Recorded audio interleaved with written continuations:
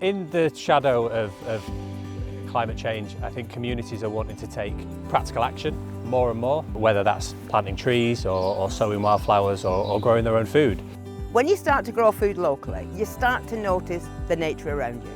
You start to notice the quality of the soil. You start to enjoy the produce and share it with your neighbours because it's exciting. Oh, there's a carrot! And that reconnects people in the community. This space here, which is a phenomenal community asset, was an unused, unloved space. It's council land. Incredible Edible in Garth have stepped in and took the space on. It's a complete transformation. And yet this whole space is being kind of operated and used as part of a verbal agreement. There was never a contract or a license or any kind of lease. So I think the group live in that kind of constant fear of the fact that it could be taken away at any moment. If it was easier to get access to land that you had a right to, close to where you lived, more people would do it, fewer people would be put off, and we'd all be starting to really contribute to a different way of living our lives. One of the challenges that we hope the Right to Grow will address is that for many communities, when they don't have someone in the council who's there to say yes to these projects, it becomes a no by default because communities just can't navigate the complex bureaucratic systems that exist when all they want to do is get on some land and grow some food and do something great. The Right to Grow is building upon existing community food growing, but it's much more formal and hopefully will boost the amount of growing. Community food growing has loads of benefits, not just for the community itself, but for local authorities. It helps them to meet their own policy goals. Researchers found that allotments and community gardens are biodiversity hotspots. We found that in allotments in Sheffield, Leicester and Leeds we recorded more than 300 species of pollinator, and these were bees, hoverflies and moths that are all really crucial for supporting crop yield and supporting pollination of other plant species.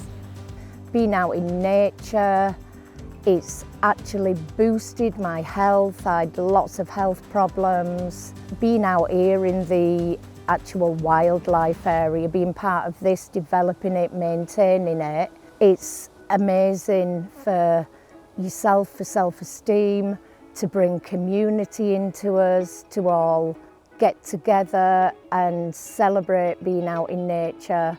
Research has shown that own growing fruit and veg in allotments in Sheffield probably feeds about 3% of the city's population on their recommended 5-a-day diet. But there's plenty more land available for food growing in cities and towns. And for example, in Sheffield, we found that if you just use 10% of the land that could be used for food growing, you could probably feed about 15% of the population on their recommended 5-a-day diet. So initially, Hull Food Partnership, an independent organisation in the city, were the main driving force really for the call to Right to Grow, probably from about 2020, maybe even before then. And this culminated in the Right to Grow motion being passed by full Cabinet in 2023.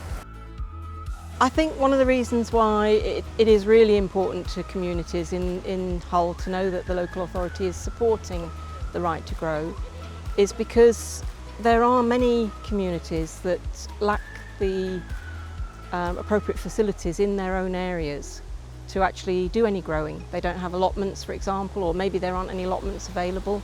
So we adopted the Right to Grow in Bury in mid-June, and on day one I was astounded. We had 4 valid growing enquiries, and since then we've got more than 10, which is brilliant.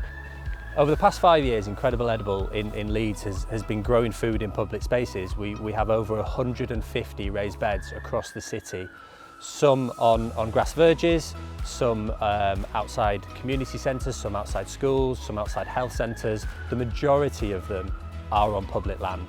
So we've transformed the public realm, and these spaces are now being looked after, they're being cared for by the community.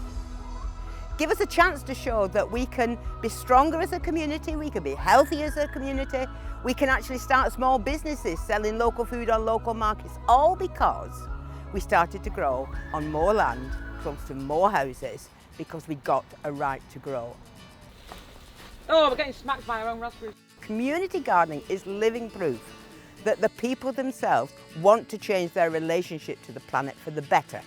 And so if councils backed that, if councils made that easier for people, if they covered their insurance because they can, if they lent them their tools, if they offered them their compost, all these things which cost so little from a council's point of view would save so much for society. Allowing communities access to grow food on public land or plant trees on public land really does have the power to connect people, to enable people to transform their lives and build new skills and learn new things. It just seems to be an obvious thing to do. At the end of the day, we're all on this planet together, and to build trust and understanding between us all has to be the right way forward.